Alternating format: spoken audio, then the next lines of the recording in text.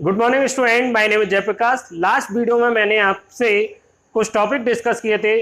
What is gravitational force and what is the characteristic of gravitational force. ये और कुछ topic हमारे last video में रिमेनिंग रह गए थे, जिनको मैंने नेक्स्ट वीडियो में कवर कराने के लिए आपसे बोला था। मीन्स इस वीडियो में उसको कवर कराने के लिए बोला था।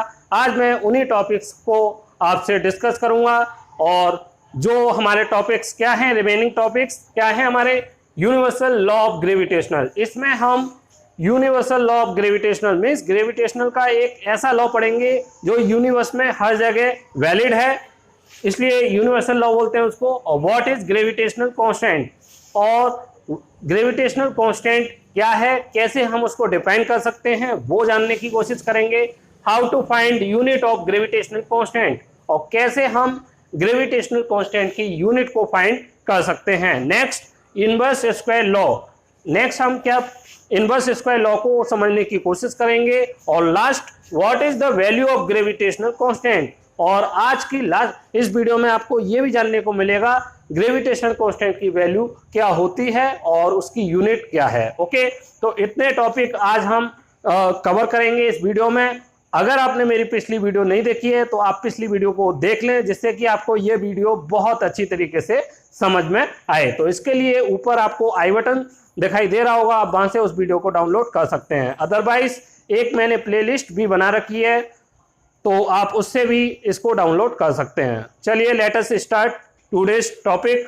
फर्स्ट टॉपिक हमारा क्या है, यूनिवर्सल लॉ ऑफ ग्रेविटेशनल। इसको हम अंडरस्टैंड करने की कोशिश करते हैं। ओके स्टूडेंट, तो अब हम सीखने जा रहे हैं यूनिवर्सल लॉ ऑफ ग्रेविटेशनल।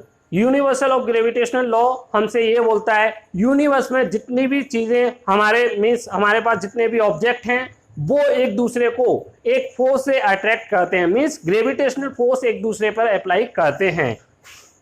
कब करते हैं?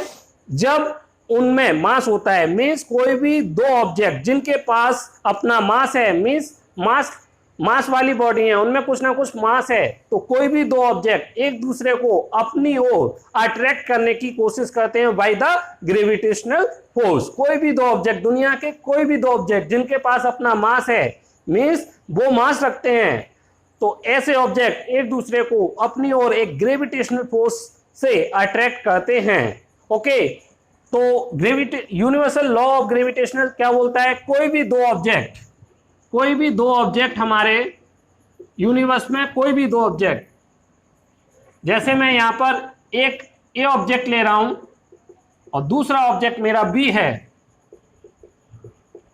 और इसके पास मेरा m1 मास है और इसका मेरा m2 मास है। ओके, ये मेरा m1 मास की बॉडी है, m1 मास है इस ऑब्जेक्ट का, और इसका m2 मास है। ओके, और इनके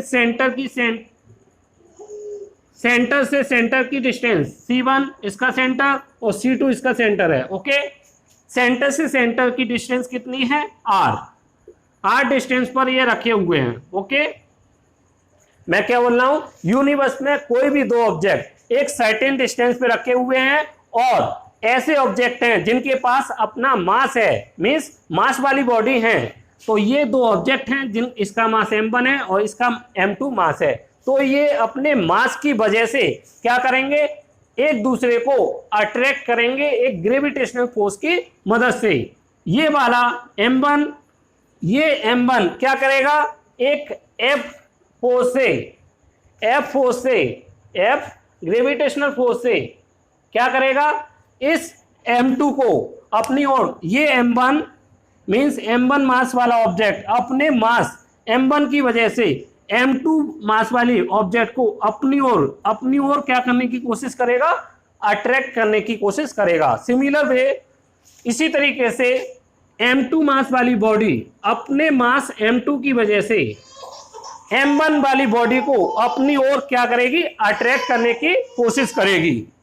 ये m2 मास वाली बॉडी अपने m2 मास की वजह से m1 मास के ऑब्जेक्ट को अपनी ओर अट्रैक्ट करने की कोशिश करेगी। मीन्स, कहने का मीन्स क्या है, यूनिवर्स में कोई भी दो ऑब्जेक्ट जिनके पास अपना मास है, वो एक दूसरे को उनके मास की वजह से एक दूसरे की तरफ अट्रैक्ट करते हैं बाय द ग्रेविटेशनल फोर्स। यहाँ पे ये जो फोर्स अप्लाई हो रहा है, ये फोर्स क्या है? Gravitational force, gravitational force. Okay, ये हमारा ग्रेविटेशनल फोर्स है। तो अकॉर्डिंग टू यूनिवर्स लॉ क्या बोलता है? इनके बीच में जो ग्रेविटेशनल फोर्स वर्क कर रहा है, इनके बीच में जो ग्रेविटेशनल फोर्स वर्क कर रहा है वो डायरेक्टली प्रोपोर्शनल होता है इन दोनों ऑब्जेक्ट के मास के प्रोडक्ट के बराबर। मैं क्या बोल रहा हूं? दो ऑब्जेक्ट एक दूसरे को अट्रैक्ट कर रहे हैं, तो इनके बीच में जो ग्रेविटेशनल फोर्स वर्क कर रहा है वो डायरेक्टली प्रोपोर्शनल होगा दोनों ऑब्जेक्ट के मास के प्रोडक्ट के। ये क्या हो गया? दोनों ऑब्जेक्ट का मास का प्रोडक्ट हो गया। और इनडायरेक्टली प्रोपोर्शनल होता है उन ऑब्जेक्ट के बीच की जो डिस्टेंस होती है, जिस डिस्टेंस पर दो ऑब्जेक्ट रखे हुए हैं उसके इनडायरेक्टली प्रोपोर्शनल होता है। ओके, तो ये हमारी इक्वेशन 1 होती है और ये हमारी इक्वेशन 2 होती है। दोनों इक्वेशन को हम कंबाइन करेंगे, कंबाइन करने पर क्या आएगा स्टूडेंट? तो इसके लिए सबसे पहले आप इसको नोट कर लीजिए। तो ओके, नोट कर लिया होगा आपने। अब यहां से मैं इसको यहाँ पे सॉल्व करता हूं, या यहीं पे नीचे सॉल्व करते हैं हम। क्या होगा? F directly proportional to m1 m2 upon r square. Okay, ये हमारी इक्वेशन बन जाएगी जब हम इक्वेशन 1 एंड 2 को कंबाइन करेंगे। दोनों इक्वेशन को कंबाइन करने पर हमारा F directly proportional to m1 m2 upon r square आता है। ओके, अब आपको पता है प्रोपोर्शनलिटी साइन को, ये क्या हमारा प्रोपोर्शनलिटी साइन है, प्रोपोर्शन का साइन है। प्रोपोर्शनलिटी के साइन को हटाने के लिए क्या होता है? कोई ना कोई कांस्टेंट आता है। जब भी हम प्रोपोर्शनल के साइन को हटाते हैं कोई ना कोई कांस्टेंट हम उसमें इंट्रोड्यूस करते हैं। तो यहाँ पे भी एक कांस्टेंट इंट्रोड्यूस होगा। यहाँ पे मैं इसको लिख रहा हूँ, यहाँ से इधर आते हैं हम। तो जब भी हम प्रोपोर्शनल के साइन को रिमूव करते हैं वहाँ पर कोई ना कोई एक कांस्टेंट इंट्रोड्यूस करते हैं। तो यहाँ पर वो कैपिटल G है। यहाँ पर एक कांस्टेंट हमने इंट्रोड्यूस किया, क्या है वो? Capital G। ओके, अब ये कैपिटल G क्या है? इसी को हम बोलते हैं यूनिवर्सल ग्रेविटेशनल कांस्टेंट। ओके, क्या बोलते हैं हम इसको? Universal gravitational constant. इसको भी आज हमें जानना है।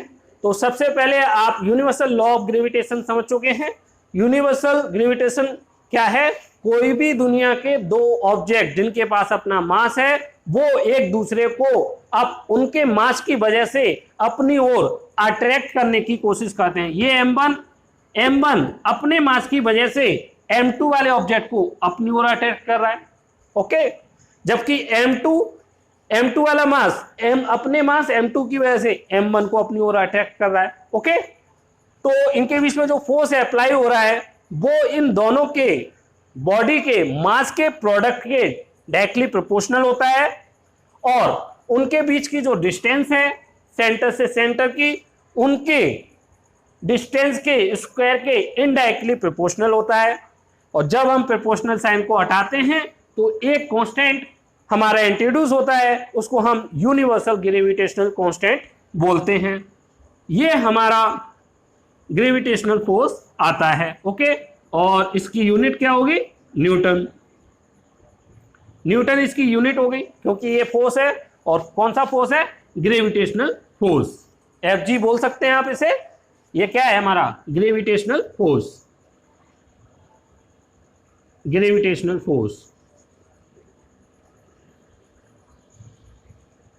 और इसकी यूनिट क्या है? न्यूटन इसकी यूनिट है। ओके, तो हम इसको रिमूव करते हैं और यूनिवर्सल लॉ ऑफ ग्रेविटेशन की डेफिनेशन को लिखते हैं। ओके स्टूडेंट, अब हम यूनिवर्सल लॉ ऑफ ग्रेविटेशनल की स्टेटमेंट को पढ़ लेते हैं जो मैंने अभी आपको पढ़ा दिया है। अब उसी को आप देख लीजिए। According to the law any two object which have mass attract to each other. कोई भी दो ऑब्जेक्ट A लाइक B, दो ऑब्जेक्ट हैं जिनका सेंटर C1 और C2 है, इसका मास M1 और इसका मास M2 है। And according to this law any two object, कोई भी दो object which have masses attract to each other, वो एक दूसरे को अट्रैक्ट करेंगे बाय अ ग्रेविटेशनल फोर्स। किस फोर्स से? ग्रेविटेशनल फोर्स से एक दूसरे की तरफ अट्रैक्ट करेंगे। This gravitational force is directly proportional to the product of their mass and inversely proportional to square of distance between them. Means इनके बीच में जो ये ग्रेविटेशनल फोर्स लग रहा है, Fg, वो डायरेक्टली प्रोपोर्शनल होता है M1 M2। इनके बीच जो मास है इन बॉडी का, उनके प्रोडक्ट के डायरेक्टली प्रोपोर्शनल होता है, और इनडायरेक्टली प्रोपोर्शनल होता है हमारा इनके बीच की डिस्टेंस, जो कि सेंटर से सेंटर के बीच की डिस्टेंस है इनके r, उसके स्क्वायर के इनडायरेक्टली प्रोपोर्शनल होता है। ओके, ये क्लियर हो गया, जो मैं अभी आपको पहले ही क्लियर करा चुका हूं। और क्या कह रहा है? Indirectly proportional two of distance between them. Okay, तो ये है। और ये आपको एक पॉइंट और याद रखना है, ये जो फोर्स है वो कब एक्ट करेगा और कहाँ एक्ट करेगा? सेंटर से दो ऑब्जेक्ट के सेंटर से सेंटर के बीच, सेंटर से सेंटर को जोड़ने वाली लाइन के बीच में एक्ट करता है, कहीं पे भी ये एक्ट नहीं करेगा। ये मैं इसके जो आपको कैरेक्टरिस्टिक पढ़ाए थे ग्रेविटेशनल फोर्स के, उसमें भी समझा चुका हूं।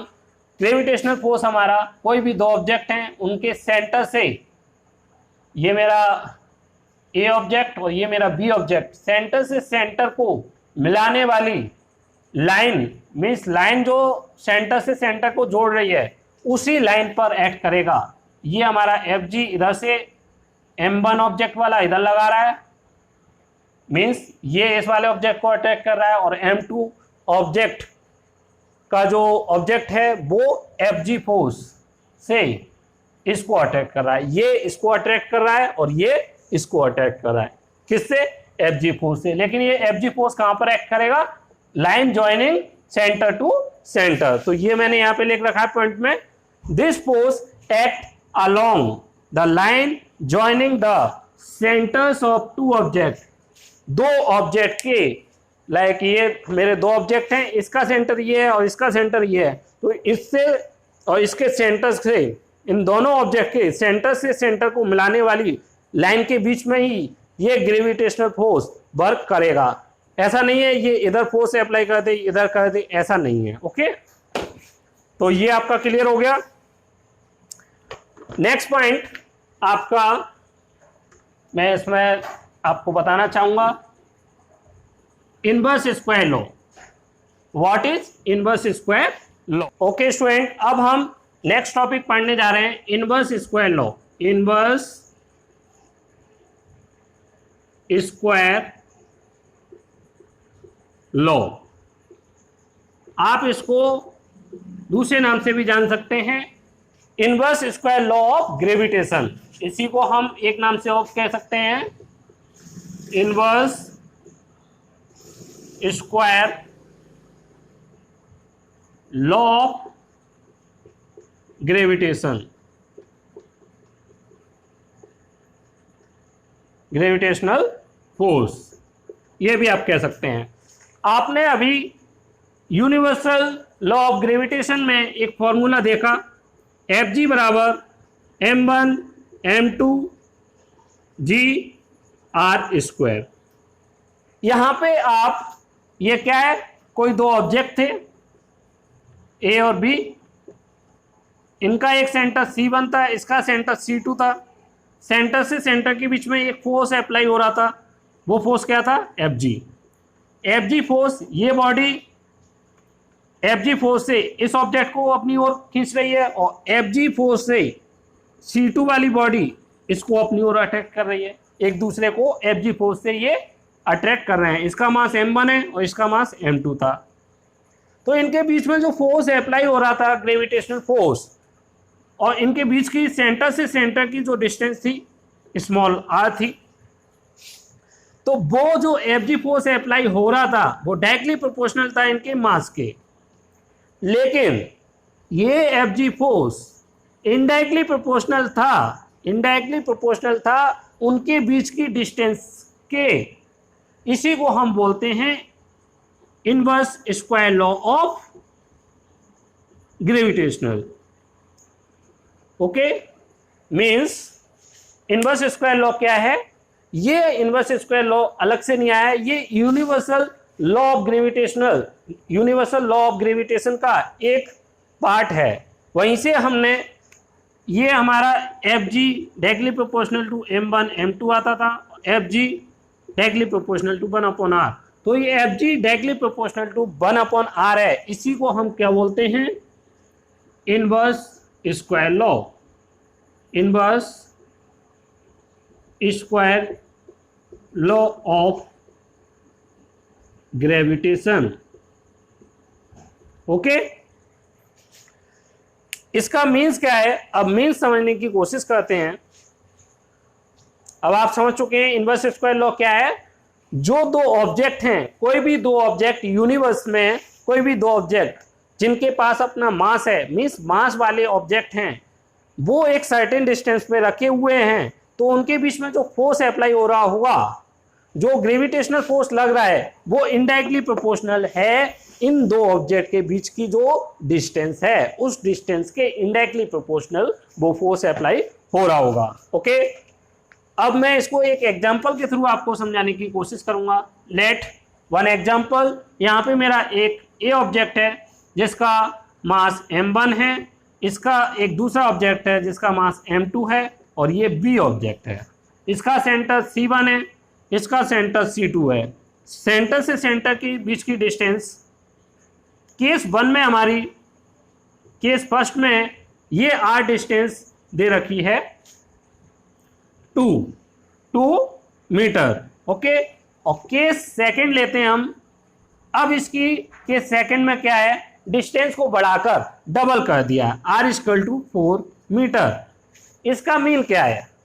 पहले यहाँ पे जो डिस्टेंस थी वो 2 मीटर की इक्वल थी। कोई दो ऑब्जेक्ट है मेरे, लाइक ये और ये दो ऑब्जेक्ट हैं, पहले उनके बीच की डिस्टेंस कितनी थी? 2 मीटर।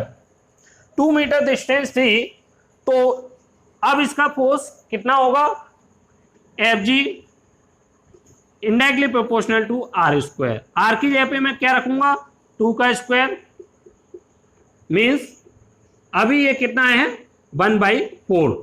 ओके, 1/4 है, लेकिन in case of second means F G बराबर इनडायरेक्टली प्रोपोर्शनल टू 1/r का square, F G indirectly proportional to 2 का स्क्वायर, तो एफ जी आ गया यहाँ पे 1/4, मीन्स 1/4 है। अभी यहाँ पे करके देखते हैं F G indirectly proportional to 1/r square, F G indirectly proportional to 1/4 का स्क्वायर, ये आता है 1/16। मीन्स क्या मीन्स है? जब मेरी डिस्टेंस थी तो जो फोर्स अप्लाई हो रहा था वो 1/4 था, 1/4 फोर्स अप्लाई हो रहा था। जैसे ही मैंने उसकी डिस्टेंस को डबल कर दिया, जो पहले मेरी डिस्टेंस इतनी थी, अब मैंने इसको डबल कर दिया, तो जो मेरा फोर्स था, जो पहले फोर्स था, उसका भी क्या हो गया? 1/4 हो गया, 1/16। मीन्स 1/4 का भी 1/4 वाला भाग, उसको हम 1/16 बोल सकते हैं। ओके, तो ये किस पर डिपेंड कर रहा है? हमारा डिस्टेंस पर। कैसे डिपेंड कर रहा है? Square, indirectly proportional to distance का स्क्वायर। इसलिए हम इसको इनवर्स स्क्वायर, इनवर्स लग रहा है और स्क्वायर डिस्टेंस का स्क्वायर हो रहा है, इसलिए हम इसको inverse square law of gravitational बोलते हैं। ओके स्टूडेंट, अब हमारा नेक्स्ट टॉपिक है डेफिनेशन ऑफ ग्रेविटेशनल कांस्टेंट। कैसे हम डेफिनेशन हम इसकी निकाल सकते हैं? तो इसकी डेफिनेशन को जानने के लिए, सीखने के लिए हमें यूनिवर्सल लॉ ऑफ ग्रेविटेशनल का जो फॉर्मूला निकला था उसको लिखना होगा। एफ जी बराबर जी m1 m2 upon r square. ये हमारा फॉर्मूला ड्राइव हुआ था। ये कहाँ से है? कहाँ से लिया ये हमने? From universal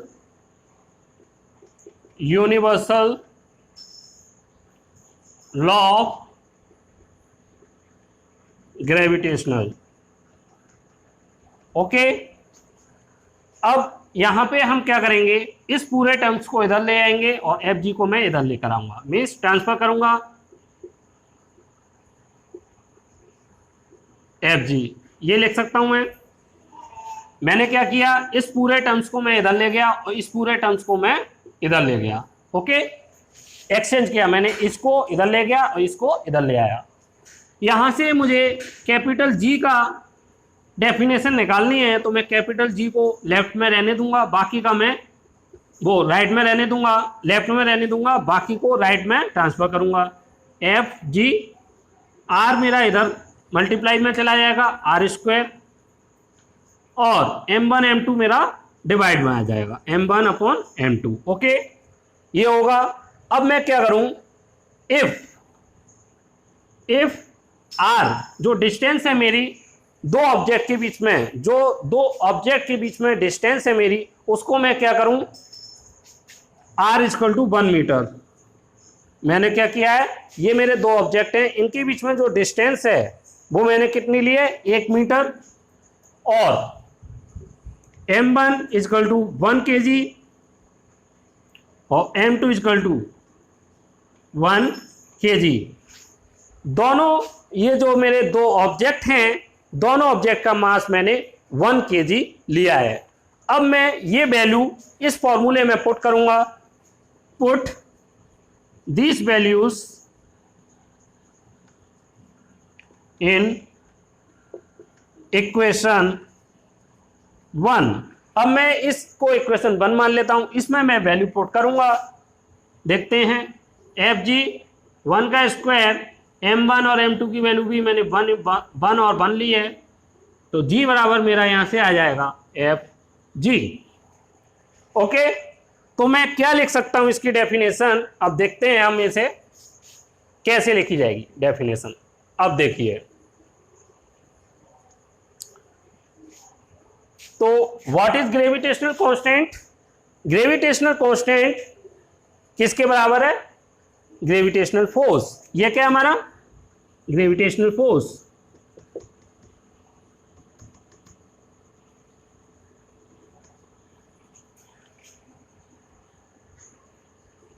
gravitational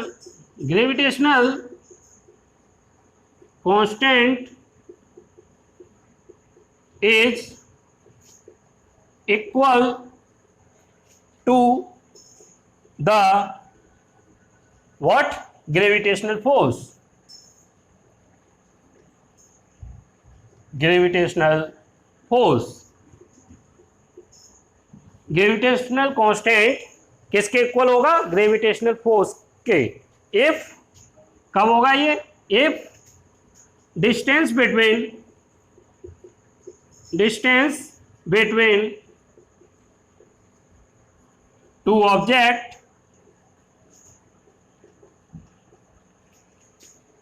are equal to unit length. Otherwise आप इसको क्या बोल सकते हैं, अदरवाइज, या आप और लिख लीजिए, और 1 metre, and the masses of both object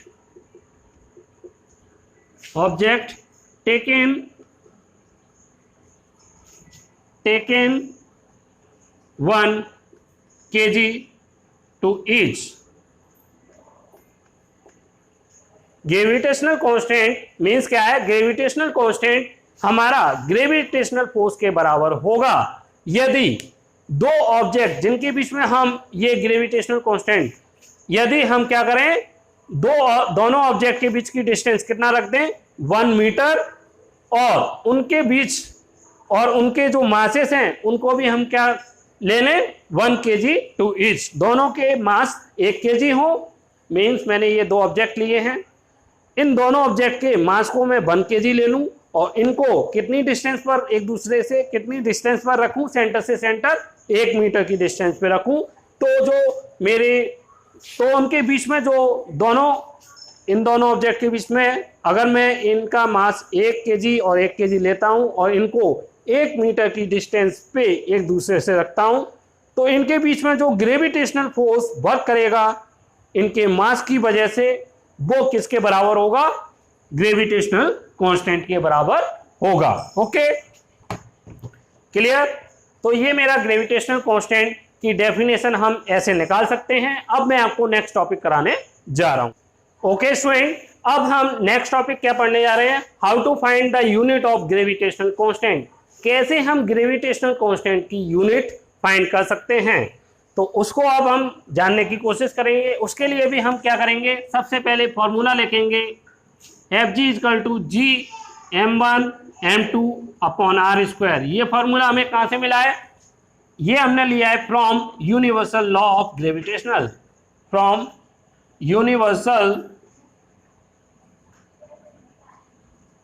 law of gravitational. Okay, अब मैं क्या करूंगा, यहां से क्या करना है मुझे, जी की कैपिटल जी कांस्टेंट जी की यूनिट फाइंड करनी है। तो सबसे पहले मैं इसका फॉर्मूला जी में बनाने की कोशिश करूंगा। तो उसके लिए क्या करूंगा, मैं इसको इधर ले आऊंगा, इसको मैं इधर ले आऊंगा, एक दूसरे को ट्रांसफर करूंगा। तो क्या हो जाएगा मेरा, G m1m2/r² is equal to Fg, where Fg क्या है, ग्रेविटेशनल फोर्स। यहां पे Fg क्या है, ग्रेविटेशनल फोर्स।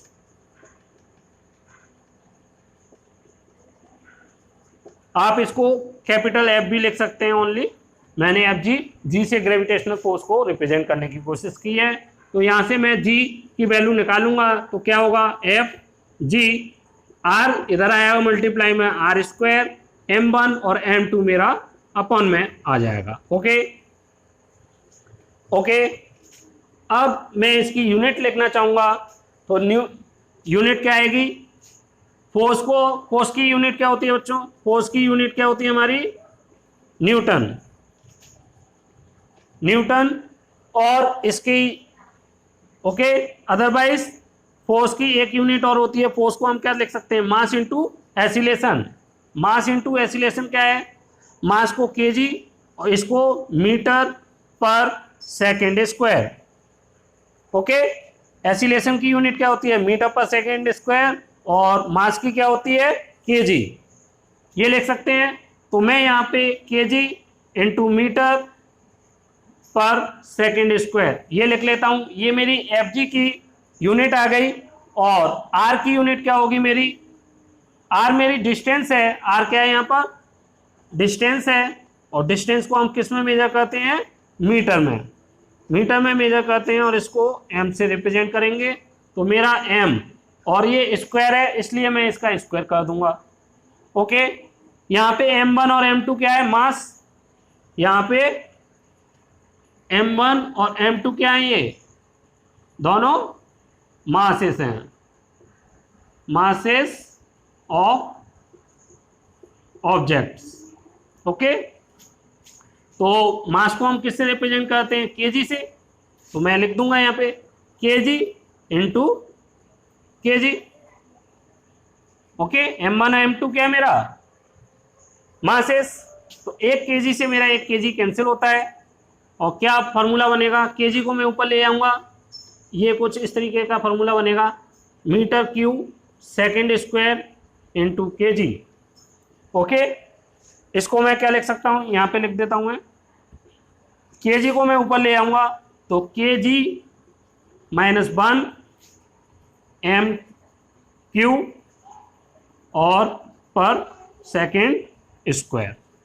ओके, तो ये मेरी मीटर/सेकंड इससे हमारी निकलती है। और एक यूनिट हमारी और हो सकती है इसकी। ओके, एक बात देख लीजिए, Fg kg और मीटर/सेकंड², m इंटू ए से हो गया, r की मीटर² और m1 m2 की kg। 2 बार। अब 1 kg से kg कैंसिल हो जाता है हमारा, तो ये एम क्यू और ये केजी इनवर्स और सेकंड का स्क्वायर, ये हमारी यूनिट हुई यूनिट ऑफ कैपिटल जी। एक यूनिट हमारी ये होती है। ओके, इसकी एक यूनिट और हो सकती है, तो उसको निकालने की कोशिश करेंगे हम। यहाँ पे यहां तक सेम है। ओके, अब मैं आपको बताता हूं, यहाँ पे एक यूनिट और निकल सकती है हमारी। एक ये हो गई, एक और निकालते हैं हम। यहाँ पे आपको पता है एफ जी क्या है, एक फोर्स है। फोर्स की एसआई यूनिट क्या है, एसआई यूनिट ऑफ फोर्स वो क्या है, न्यूटन। किससे रिप्रेजेंट करते हैं, एन से। तो यहाँ पे ये एन हो गया न्यूटन इनटू आर को हम किस में रिप्रेजेंट करेंगे, मीटर में। Yes, metre square. Clear. M को क्या किससे रिप्रेजेंट करेंगे, मास से, तो केजी, और इसका भी केजी। तो इसकी यूनिट क्या हो जाती है, न्यूटन मीटर स्क्वायर पर केजी स्क्वायर। ये हमारी एसआई यूनिट हुई, हमारी SI unit of capital G, जो कि काफ़ी फेमस यूनिट है और निकालने के लिए आपको पेपर में आती है। कैसे निकाला, फॉर्मूला लिखा, एक्सचेंज किया, इस पूरे टर्म्स को हम इधर ले गए, एफ जी को मैं इधर ले आया, यहाँ से कैपिटल जी को मैंने लेफ्ट में रहने दिया क्योंकि मुझे इसी की वैल्यू फाइंड करनी है, बाकी का मैं ट्रांसफर करके इधर ले आया। एफ जी मेरा एक फोर्स है जिसकी एसआई यूनिट क्या है, न्यूटन। न्यूटन को हम एन से रिप्रेजेंट करते हैं। आर मेरी डिस्टेंस है, किस में मेजर करूंगा, मीटर में, तो मीटर का स्क्वायर, यहाँ पे स्क्वायर हो रहा है।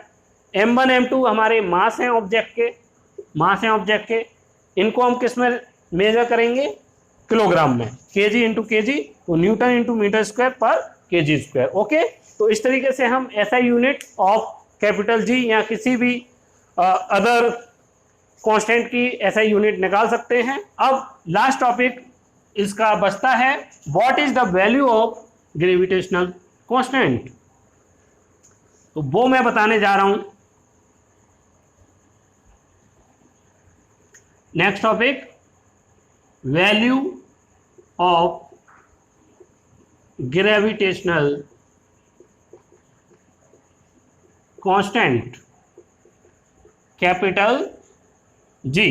तो कैपिटल जी की जो वैल्यू होती है, मैं यहाँ पे नोट कर रहा हूँ, आप लिखिए 6.67 इंटू 10 की पावर -11, और यूनिट हमारी क्या हो जाएगी, ये न्यूटन मीटर स्क्वायर पर केजी स्क्वायर।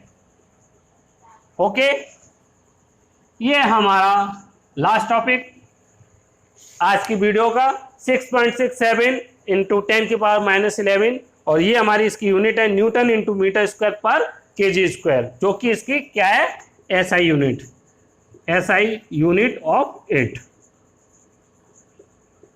ओके, और ये हमारी क्या है, इसकी value of capital G, gravitational constant. Clear. तो ये थी मेरी आज की वीडियो में मैंने आपको काफ़ी टॉपिक कवर कराए। अगर आपको ये टॉपिक अच्छे लगे हों और वीडियो अच्छी लगी हो तो प्लीज़ वीडियो को लाइक करें, वीडियो पर कमेंट करें, वीडियो को शेयर करें, और चैनल को अभी तक सब्सक्राइब नहीं किया है तो प्लीज़ चैनल को सब्सक्राइब कर लें। Thank you very much.